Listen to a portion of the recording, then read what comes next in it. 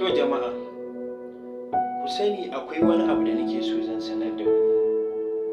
A rayuwar nan idan har ka shirya tsaf ka mai da hankalinka wajen neman ci gaba a rayuwarka, to sai fa ka shirya ma wasu abu guda 6 zuwa 7. Suna da yawa amma iya waɗannan zan lissafo.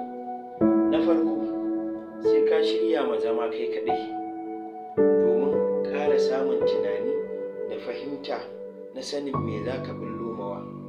Abu na biyu kuwa, ka tsammanin cewa mutane fa ba za su fahimci me kake so ka yi a rayuwa, musamman idan ka ɗauko wani abu da kake so ka sauya wa al'umma, ba za a fahimce ka ba. Idan ka ga irin wannan, kar ka damu, akwai nasara a gaba. Abu na uku, ka shirya da cewa ba za a yi taimaka dariya kan duk wasu abubuwa da kake, kar ka damu. Akwai lokacin da za a zo ana neman ka, kai kuma sai ka fahimtar da su wannan abin da suka yi a baya sun yi babban kuskure, kuma sai su gane kuskurensu. Sannan akwai ɗan bani na iya, za ka haɗu da su daban-daban.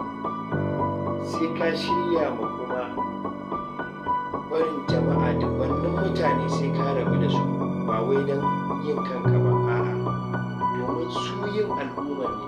Sai ka rabu da su kuma ka shirya ma cewa za ka haɗu da wasu dubbannin al'umma su. Wannan shi ne iya abin da nake da shi a yanzu.